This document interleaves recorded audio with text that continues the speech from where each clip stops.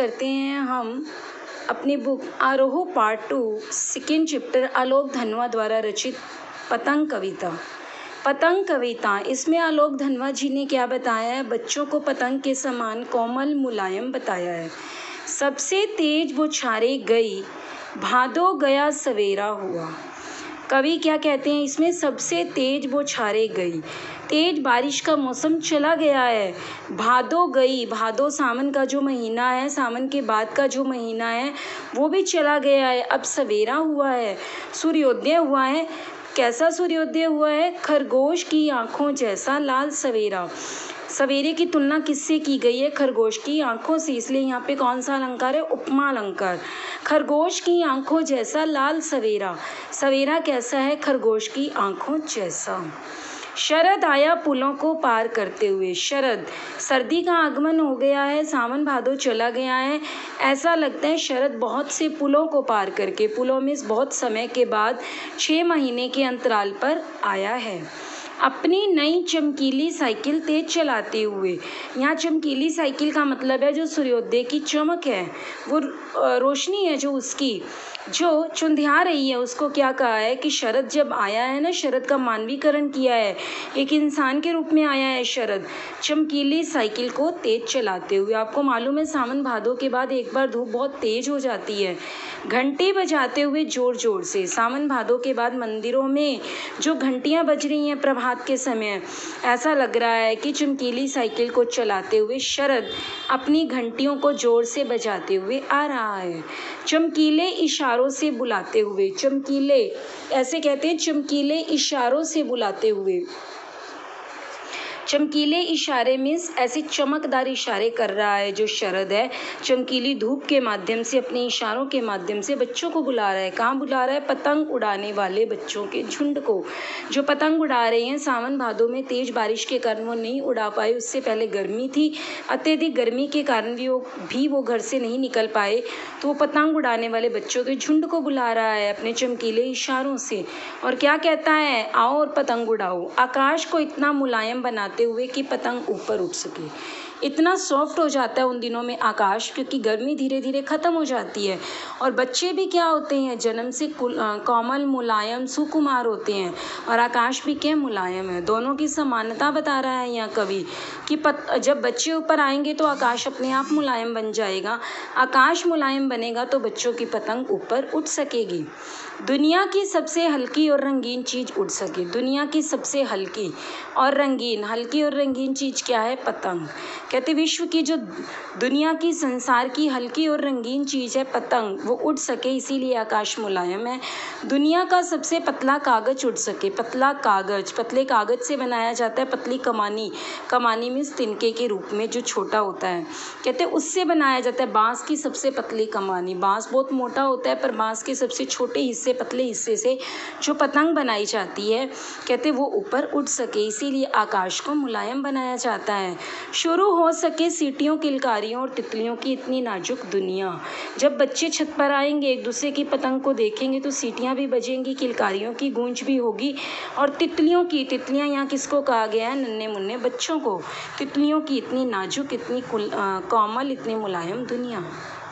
जन्म से ही वे अपने साथ लाते हैं कपास। अब कवि क्या कहते हैं? जन्म से ही, जैसे बच्चे जब पैदा होते हैं वो जन्म से बड़े मुलायम होते हैं, कोमल होते हैं, सुकुमार होते हैं।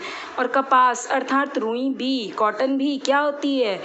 सॉफ्ट होती है, मुलायम होती है, कोमल होती है। वैसे ही बच्चे भी जन्म से क्या है? कपास की तरह मुलायम होते हैं। पृथ्वी घूमती हुई आती है उनके बेचैन पैरों के पास।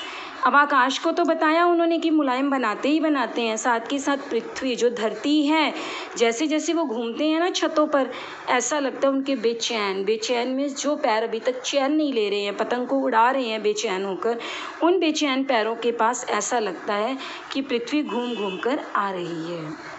जब वे दौड़ते हैं बेसुध, बेसुध होते बिना किसी होश के, बच्चों को पता नहीं होता पतंग उड़ाते समय वो कहाँ हैं।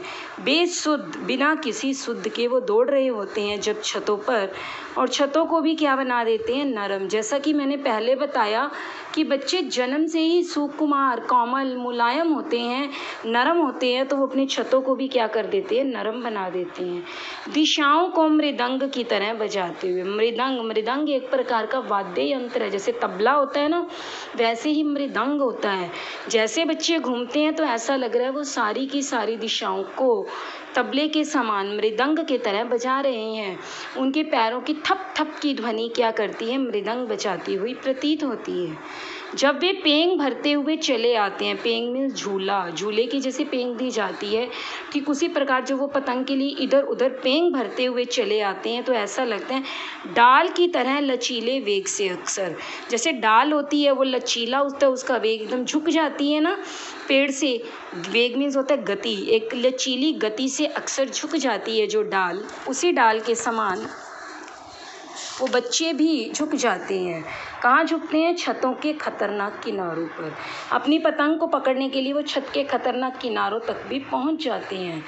उस समय गिरने से बचाता है उन्हें, क्या बचाता है, गिरने से सिर्फ उनके ही रोमांचित शरीर का संगीत। रोमांचित में जैसा लगता है कि वो रिदम में है, लय, सुर, ताल, ऐसा संगीत ही उनको गिरने से बचाता है।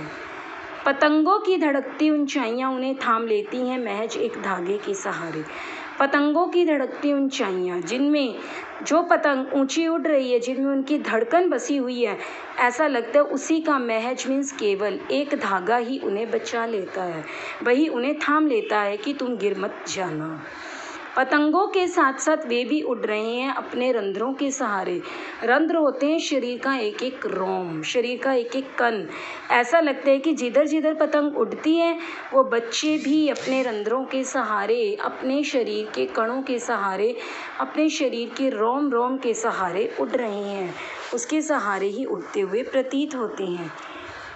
अगर वे कभी गिरते हैं छतों के खतरनाक किनारों से, अगर वे कहते हैं अगर वो कभी छत के खतरनाक किनारे से गिर भी जाते हैं ना, तो वो गिरकर उन्हें कोई चोट नहीं लगती और बच जाते हैं। तब वो क्या हो जाते हैं, जब एक बार इंसान को चोट लगने के बाद, गिरने के बाद चोट ना लगे और वो बच जाए, तो वो क्या हो जाएगा, और भी निडर हो जाते हैं, बिना किसी डर के पतंग उड़ाते हैं। और कहाँ आते हैं, सुनहले सूरज के सामने। जो सूर्योदय चमक रहा होता है, अपनी चमकीली साइकिल लेकर आता है, उस सूर्योदय की सुनहरी चमक के सामने आते हैं। उन्हें धूप का कोई डर नहीं होता। पृथ्वी और भी तेज घूमती है हुई आती है उनके बेचैन पैरों के पास। ऐसा लगता है जो उनके बेचैन पैर हैं, अब बिल्कुल भी डर नहीं रहे हैं, उन्हें कोई चैन नहीं है, व्याकुल है। उन व्याकुल पैरों के पास पृथ्वी और भी तेजी से घूमती है। तेजी से घूमने का मतलब क्या है कि पृथ्वी भी ऐसा लग रहा है घूमकर उन बच्चों को देखना चाह रही है, उन बच्चों से मिलना चाह रही है, उन बच्चों से मिलकर मुलायम बनना चाहती है। यहाँ पर शरद का मानवीकरण किया गया, उपमा अलंकार है। तो आपने इस पोएम को बड़े ध्यान से पढ़ना है, समझना है।